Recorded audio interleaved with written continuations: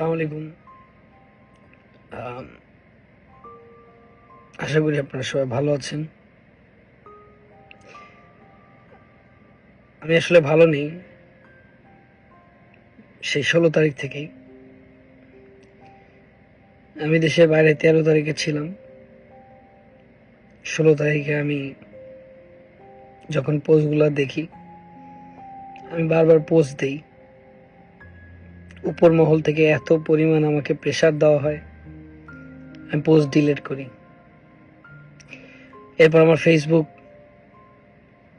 Report করে বন্ধ করে দেওয়া হয়। এরপর আমি আবার ফেসবুকটা আনি।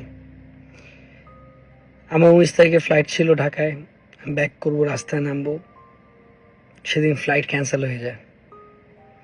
পরবর্তী বাংলাদেশে যখন সব শাটডাউন হয়ে যায়, শাটডাউন হওয়ার পরে বাংলাদেশে চলে আসি। আপনারা দেখবেন আমি অনেক পোস্ট যখন সব বন্ধ ছিল তখন আমি একাই পোস্ট করে গেছি। যখন কেউ পোস্ট দেয় নাই বাংলাদেশ থেকে, তখন আমি একা পোস্ট করছি। অনেকেই দেখছে যারা প্রবাসীতে ছিল। আমাকে অনেক মানুষ ভুল বুঝছেন, বুঝেন, অসুবিধা নেই। আমি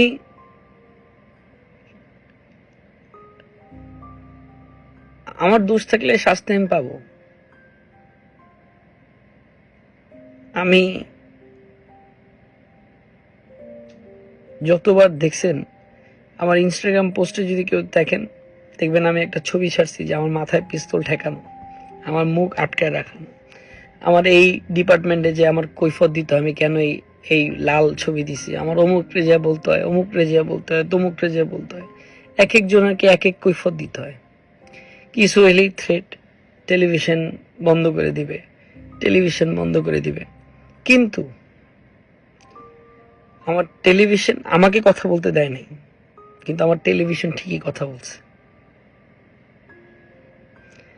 আপনারা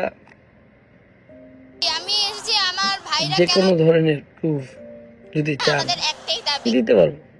আমি আজকে কেনই কথা বলছি, আমার কিছুক্ষণ দেন, এরপর আর হয়তো আমি কোনোদিন কথা বলবো না।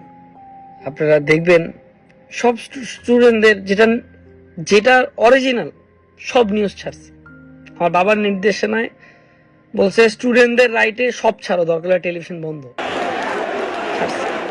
9 দফা দাবিতে কেন্দ্রীয় আমাকে কথা বলতে দেয়নি, কারণ তারা মনে করতো যে আমি যদি কথা বলি তাহলে 2,000, 5,000, 40,000 মানুষ আরো ইনফ্লুয়েন্সড হবে।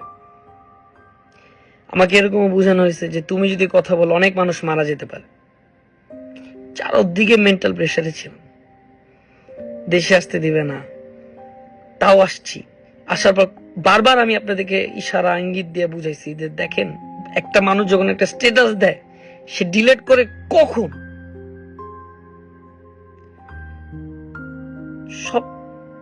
সবকিছু মেনে নিলাম আমি, জয় তো হলো আমাদের, তাই না? আমার বাবার কষ্টের তৈরি করা টেলিভিশনটারে আপনারা যারা কিছু মানুষ, আমি জানি না এটা স্টুডেন্ট করতে পারে না, আমি বিশ্বাস করি না।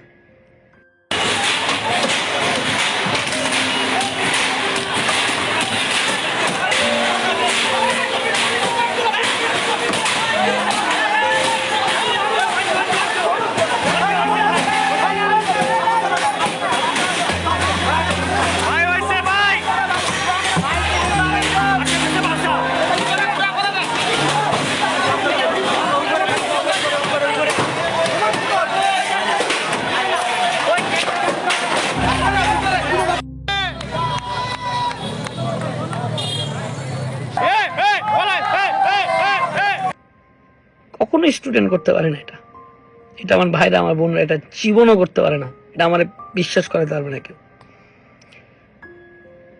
কিভাবে ভাঙচুর করছে আমার বাবা বিদেশ যায় না, বাংলাদেশে আছে। আমার বাবা বলছে যে হসপিটাল করবে, সে হসপিটালের কাজ ধরার কথা। ফ্রি মেডিকেল কলেজ করবে বরিশালে, সেখানে আগুন জ্বালাই দিছে। আর বেশি দিন নাই তোমার স্বপ্ন পূরণ হতে হসপিটালে, এই ব্যাপারে কি বলার আছে? একদিন এইখানে একটা বড় ধরনের মেডিকেল কলেজ হবে। সেই কলেজে দক্ষিণ বাংলার মানুষরা পড়াশোনা করবে। আমরা চেষ্টা করব মাই টিভি পরিবার যারা সহযোগিতা করছেন বরিশালবাসীরা তাদেরকে নিয়ে এখানে একটা হসপিটাল যাতে হয় এবং সেই হসপিটালটাকে মেডিকেল কলেজে রূপান্তরিত করা। আল্লাহর রহমত থাকে আমাদের ইচ্ছার উপরে যদি রহমত থাকে তাহলে একদিন বাংলাদেশের মধ্যে ইনশাআল্লাহ বড় হসপিটাল এই বরিশাল বিভাগের একেবারে কেন্দ্রে এইখানের ইয়তদের জন্য এইখানে যারা আছেন বরিশালবাসীরা যারা তাদের সহযোগিতায় দক্ষিণ বাংলার মানুষের সহযোগিতায় এখানে বড় ধরনের একটা মেডিকেল কলেজ করব। তুমি তো এখানে একটা বাড়িও করতে পারত, হসপিটাল কেন? আমি হসপিটাল করতে চাই। বাড়ি করা যায়, বাড়ি সুন্দর করে করা যায়, 3 তলা বাংলো, 10 তলা 20 তলা, কিন্তু একটি হসপিটাল করা যায় না। আমি মনে করব যে একটি বাড়ি নয়, একটি বড় গাড়ি নয়, যদি সামর্থ্য থাকে একটা হসপিটাল যদি তুমি দান করে যেতে পারো বা একটি হসপিটালকে যদি তুমি সুযোগ করে দিতে পারো তাহলে মানুষের সেবা হবে। শরীর সুস্থ রাখলেই না মানুষ কর্ম করবে।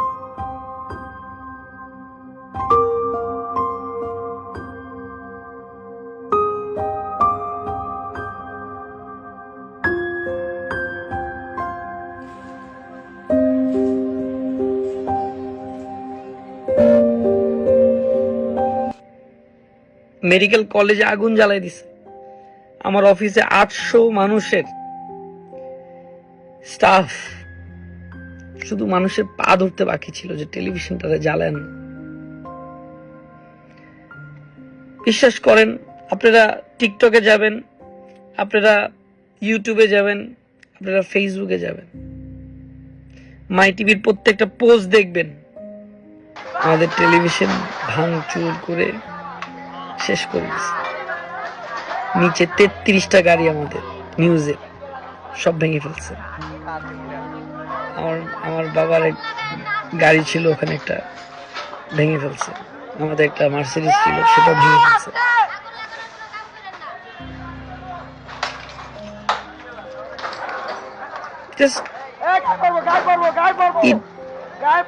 ইটগুলা মারছে, আমার বাবার এক একটা বুকে লাগছে, রক্তে লাগছে। সবাই তো দেশ পলাইছে, আমি দেশে, আমার ফ্যামিলি দেশে। আমাদের হাজার হাজার কোটি টাকা নাই যে আমরা দেশের বাইরে বাড়ি গাড়ি কইরা রেখে দিছি। কিচ্ছু করিনি, সব দেশে করছি। যেই গেট খুলে আমি এত হাজার হাজার মানুষের ট্রিটমেন্ট করছি, এত হাজার হাজার মানুষের কোনোদিন বিকাশ নাম্বারে বলি নাই যে আপনি আমার টাকা পাঠান। আমি বন্যায় আসি, বিকাশ নাম্বার দিচ্ছি, টাকা পাঠান, এই কথা কোনোদিন আমি বলি নাই, কোনো জায়গায় না, কোনো জায়গায় না। আজকে আমার মাই টিভি ভাঙচুর করে এডিট প্যানেল, নিউজ ডিপার্টমেন্ট, নিচে ভাঙচুর, গালাগালি, দালাল সরকারের। আপনারা বলেন, যেখানে এত মানুষ একত্রিত হয়ে কথা বলতে যে কত লড়াই করতে হয়েছে, তাহলে আমি একটা মানুষ যে আমি এতবার ইনডাইরেক্টলি পোস্ট করছি, ডাইরেক্ট পোস্ট করছি, আমাদের ডিলিট করাতে তাদের কতটা প্রেসার করছে আমার উপর ক্রিয়েট করতে পারে, সেটা চিন্তা করেন। আমি গা ঢাকতে আসি নাই, আমি গা ঢাকতেও আসি না। আপনারা অনেকেই বলতে পারেন যে তৈরি আফ্রিদি বাঁচার জন্য আসছে, আমার দরকার নাই। আর আমার ফেসবুকও দরকার নেই, আমার ইউটিউবও দরকার নেই। আপনারা আমাকে অনেক হেট করেন, আমি তো অপরাধী যে আমাকে প্রেশারাইজ রাখছে, কিন্তু আমার টেলিভিশন ঠিকই কাজ করে গেছে। আমি ইউটিউব সব জায়গা থেকে আমি চলে যাচ্ছি। একটা বার আমার টেলিভিশনটারে দেখেন,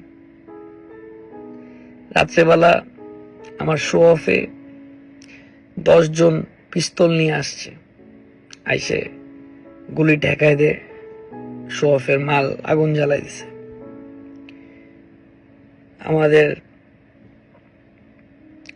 শো অফের কম্পিউটার, মাই টিভির যত এডিটিং কম্পিউটার যা আছে লুটপাট করে নিয়েছে। এটা কোনোদিন একটা স্টুডেন্ট করতে পারে না।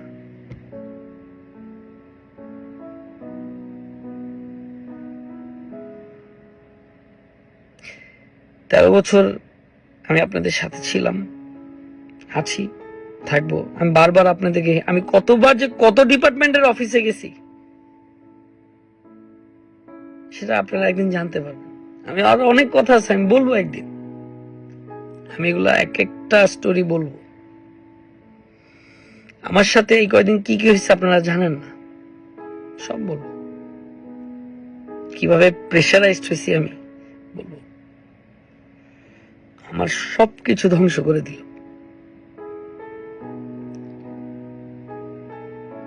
তো মাই টিভির গেটটা খুলে যেই আসতো আমার কাছে, দেখা হইতো আমার সাথে, খালি হাতে বিদায় দিতাম না।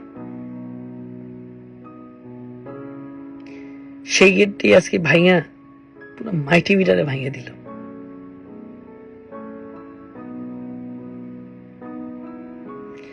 আমি তহিদুদ্দিন আফ্রিদি আজকে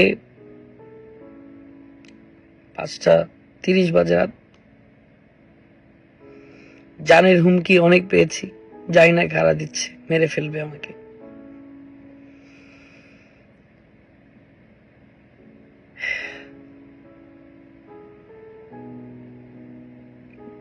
ইটের প্রত্যেকটা পাথর মনে হলো আমার বাবার রক্তে মারছে, এরকম মনে হয়েছে। অনেক কষ্ট করে বিল্ডিংটা উঠাইছি।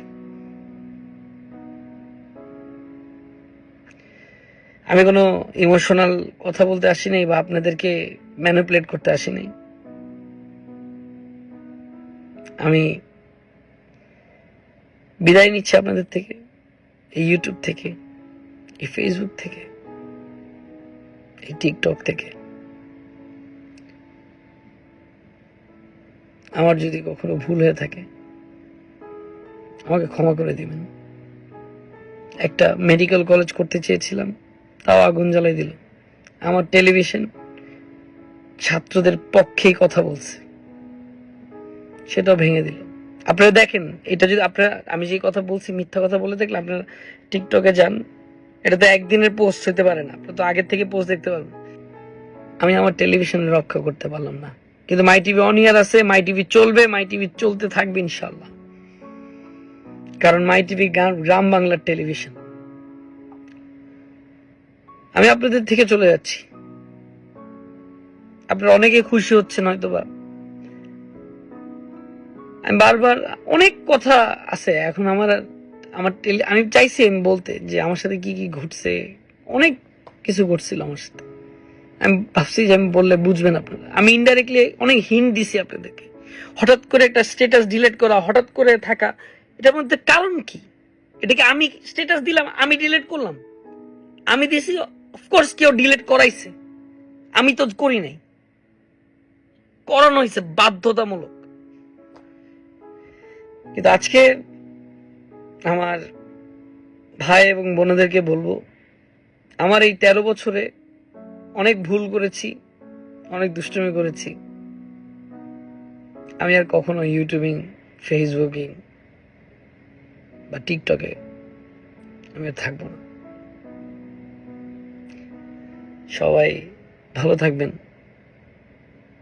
পারলে আমার বাবার কষ্টের তৈরি আপনাদের সবার যে দরজায় আমি একটা মানুষকে হইলে উপকার করছি, যে দরজায় আমি খুলে যে মানুষদের সাথে দেখা করছি, যে মানুষদের উপকার করছি, তারা পারলে এসে একদিন আমার পাশে দাঁড়ায়।